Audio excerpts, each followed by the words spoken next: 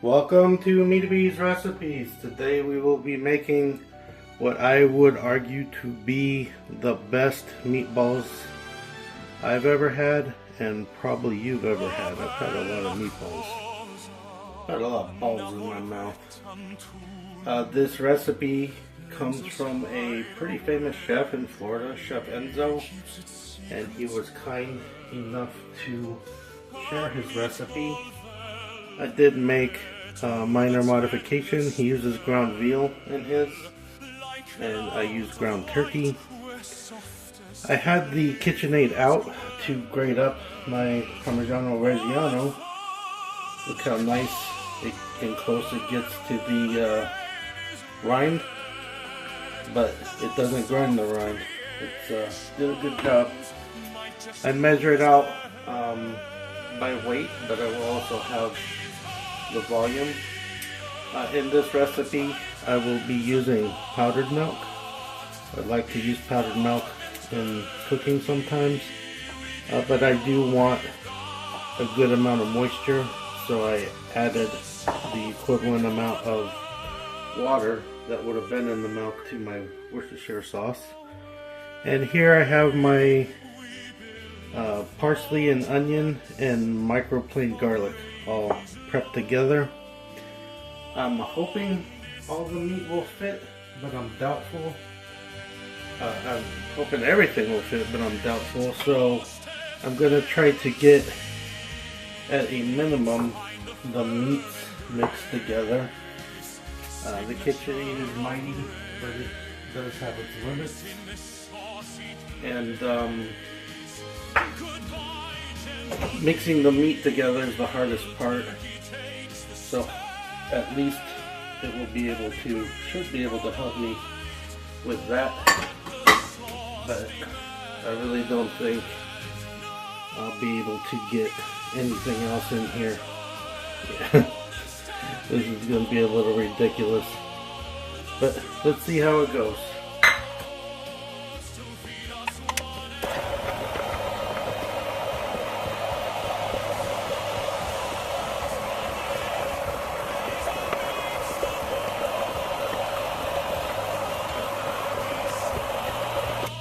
Yeah, I don't recommend doing that.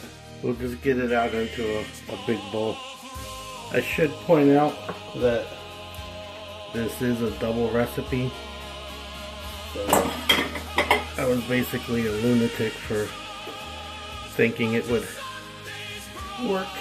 I knew it wouldn't, but I was hopeful it would at least mix the meat. And to be fair, it did do a pretty good job of mixing the meat. That saved me quite a bit of effort. But it's not perfectly mixed.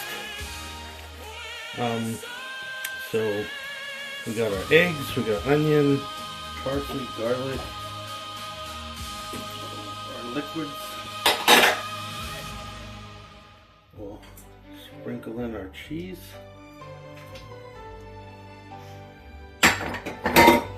Our spices and Italian breadcrumbs. And it's time for good old elbow grease.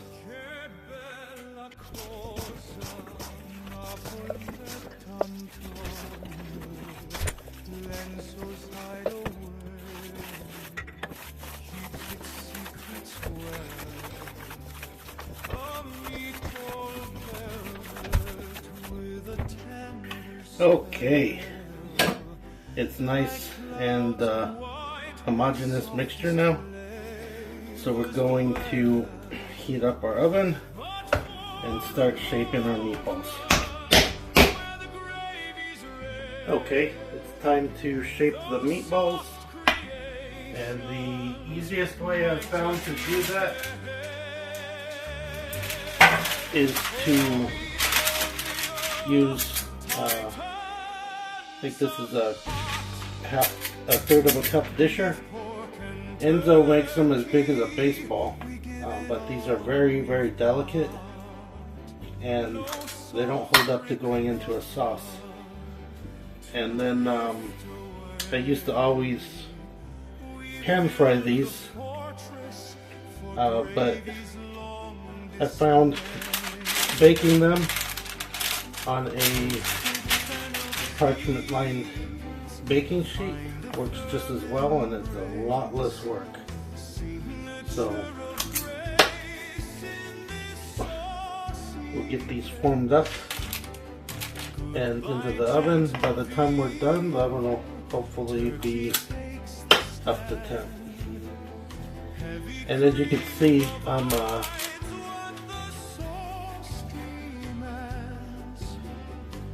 letting them touch a tiny bit. This will fill up both baking sheets, and they will get brown on most surfaces. And we will potentially use some of the baking liquids in our spaghetti sauce. It's meat flavor, and the more flavor you have, the better the food usually turns out, especially when the food has been browned, and that's what that will be. There'll be some fat which we'll throw away, and we'll use a silicone spatula to kind of collect the meat drippings. So we'll just keep forming. You want to spend plenty of time shaping your meatballs.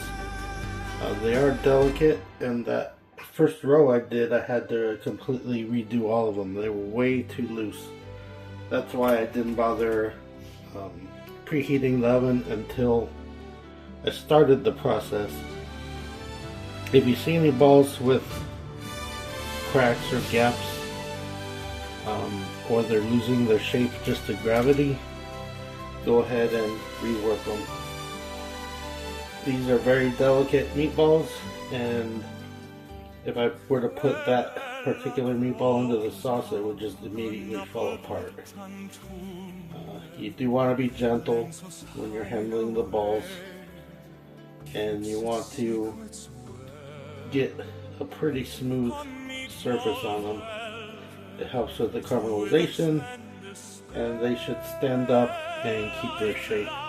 So the oven is preheated to 450. They're going to go in for 45 minutes, and because I'm doing a double batch, I will rotate halfway through.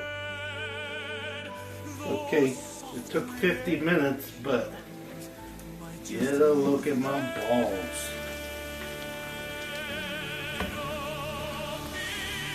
Nice and crispy. Good color. The house smells delicious right now.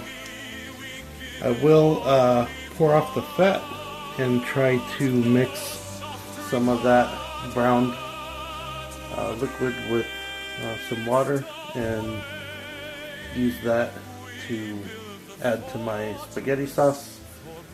That recipe will be in next week, so stay tuned for that. As always, thank you for watching this video. I hope you try it out and enjoy it.